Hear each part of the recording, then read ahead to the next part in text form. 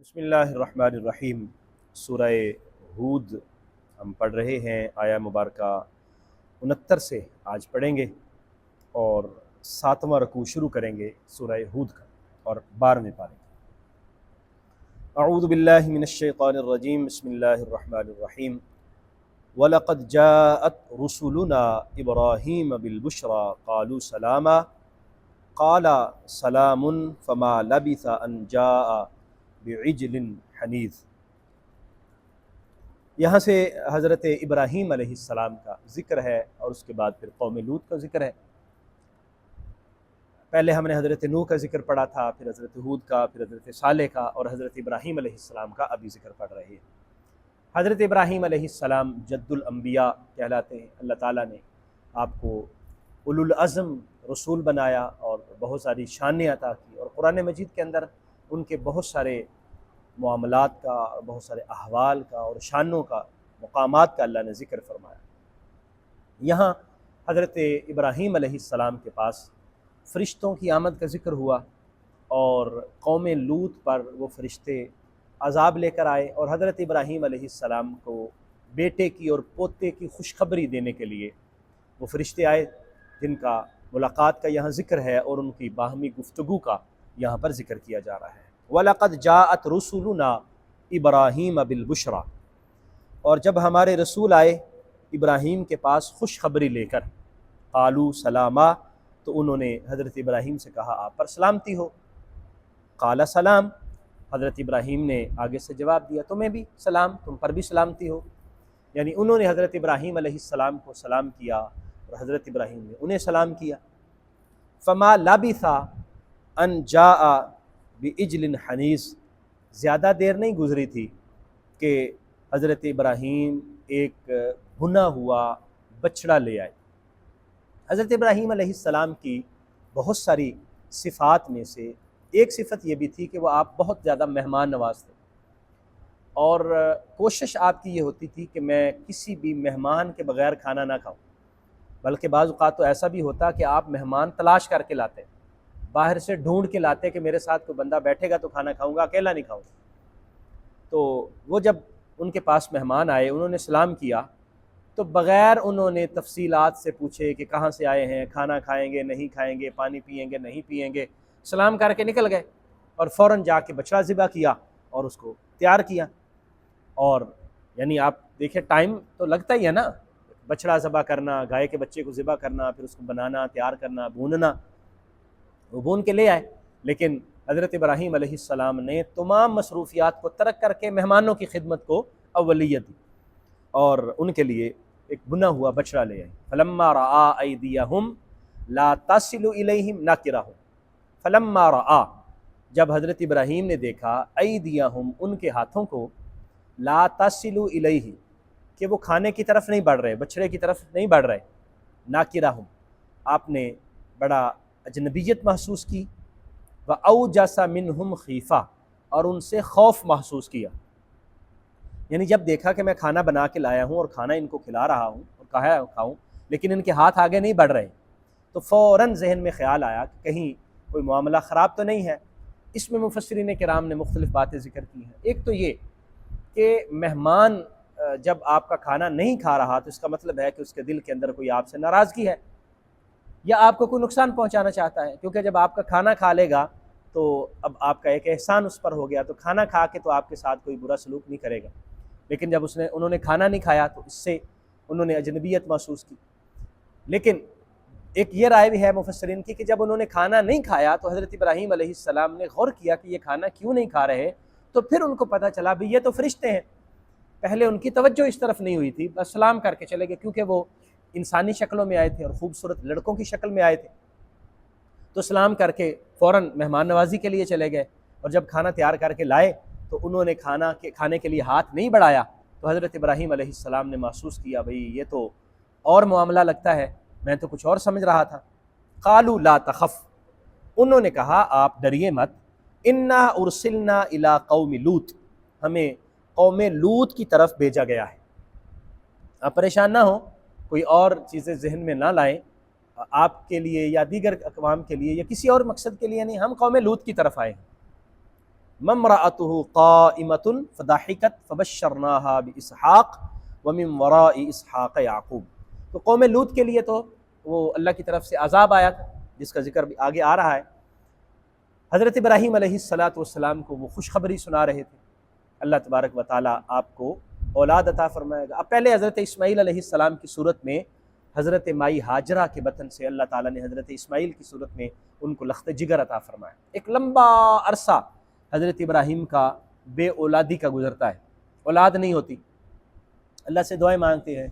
اور حضرت سارہ جو ان کی پہلی زوجہ تھیں اور ان کی کزن بھی تھی، چچا کی بیٹی بھی تھی، ان کے ساتھ ان کا نکاح تھا لیکن اولاد نہیں ہوئی۔ بعد میں حضرت ہاجرہ ان کے ساتھ نکاح ہوا، ان سے اولاد ہوئی لیکن حضرت سارہ سے اولاد نہیں ہوئی۔ تو یہ فرشتے قوم لوط کو عذاب بھی دینے کے لیے آئے اور ادھر خوشخبری بھی سنا رہے تھے۔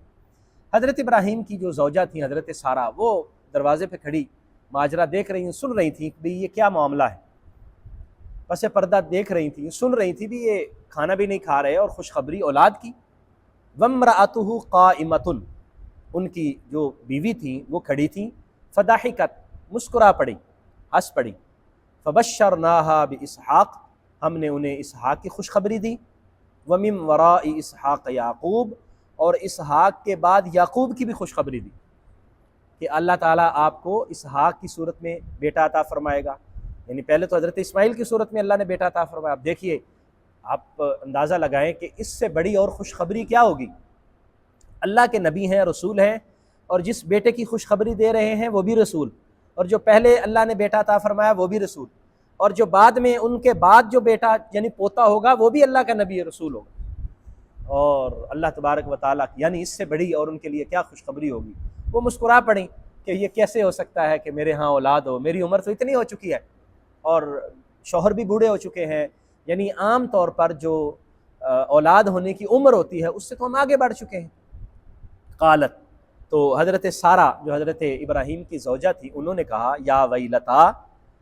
بڑی عجیب بات ہے، آلیدو، کیا میرے ہاں اولاد ہوگی، میں بچہ جنوں گی، وَأَنَا عُجُوزٌ، میں تو بوڑھی ہو چکی ہوں،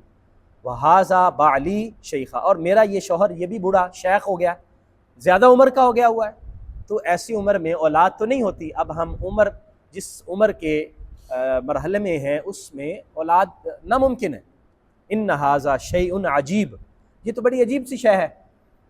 آپ بیٹے کی بھی پھر آگے پوتے کی بھی خوشخبری دے رہے ہیں، بڑی عجیب سی بات ہے۔ قالو، انہوں نے کہا، اتعجبین من امر اللہ، کیا آپ اللہ کے امر سے تعجب کر رہی ہیں؟ رحمت اللہ وبرکاتہ علیکم، اللہ کی رحمت ہے اور اللہ کی برکت ہے تم پر، اہل البیت، اے اہل بیت، اے گھر والو، یعنی ابراہیم علیہ السلام کے گھر والو، اللہ کی رحمتیں اور برکتیں تمہارے شامل حال ہیں، تمہیں تعجب کرنے کی کیا ضرورت ہے؟ اور پھر تم تو اللہ کے نبی کی گھر والی ہو، نبی کی گھر والی جو ہوتی ہے اس کے سامنے معجزے اور یہ ساری کیفیات یہ تو معمول کی چیزیں ہوتی ہیں، وہ تو دیکھ رہی ہوتی ہے، آپ بھی تعجب کر رہی ہیں اللہ تعالیٰ کے اس امر پر کہ اللہ تبارک و تعالیٰ یہ عطا فرمائے گا۔ انہ حمید مجید، بے شک اللہ تبارک و تعالیٰ ہی ساری تعریفوں کے قابل ہے اور وہی بزرگ ہے اور برتر ہے۔ اللہ تبارک و تعالیٰ کی یہ شان ہے، وہ چاہے تو بغیر ماں باپ کے انسان کو بنا دے، وہ چاہے تو بغیر باپ کے پیدا کر دے، اس کے لیے کیا ناممکن ہے، سب کچھ اس کے لیے ممکن ہے۔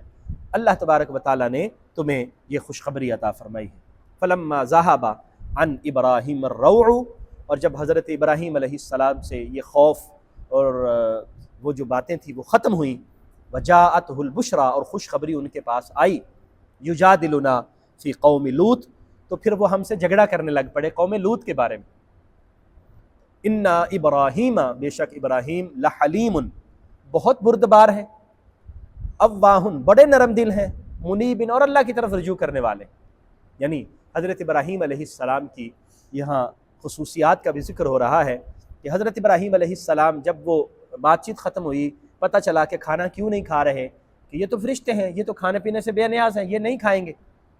خوشخبری انہوں نے دی۔ اس خوشخبری سے جب فارغ ہوئے تو اب دیکھیے اللہ تعالیٰ نے حضرت ابراہیم علیہ السلام کی یہ تعریف کی ہے، خصوصیت بیان کی ہے کہ وہ اپنی خوشخبری میں گم ہو کے نہیں رہ گئے، بلکہ ان کو فوراً قوم لوط کی طرف جو آنے والا عذاب ہے اس کی فکر ہوئی،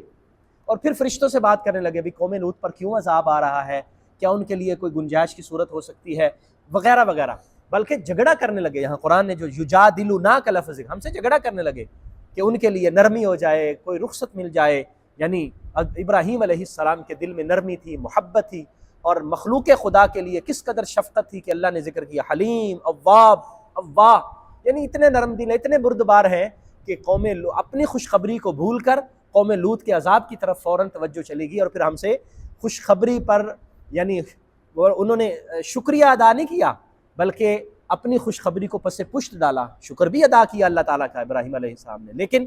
اس خوشخبری کو بھول کر ان کو قوم لوط کی فکر ہوئی کہ کہیں اللہ کی بارگاہ میں عرض کروں کہ اللہ تعالیٰ ان کے لیے نرمی پیدا فرمائے۔ تو اس آیہ مبارکہ میں پیچھے جو ہم نے 73 نمبر آیہ مبارکہ پڑھی ہے، اس میں حضرت ابراہیم علیہ السلام کی زوجہ کو جو خوشخبری بتائی گئی اور تعجب کے بارے میں بتایا گیا، اور پھر آگے اہل البیت بتایا گیا۔ یہ لفظ خاص طور پر ہمیں ذہن میں رکھنا چاہیے کہ یہاں اہل البیت کا لفظ حضرت ابراہیم کی بیوی کے لیے استعمال کیا گیا کہ تم تعجب کرتی ہو اے گھر والی، یعنی اہل بیت۔ تو اہل بیت میں سے بعض لوگ بیویوں کو خارج کرنے کی کوشش کرتے ہیں، تو یہاں قرآن کی آیت مبارکہ سے ہمیں پتہ چلتا ہے کہ اہل بیت سے مراد بیویاں بھی ہیں۔ یہ سارے کے سارے اہل بیت نبی کے گھر والے، اولاد بھی نبی کی گھر والی ہے،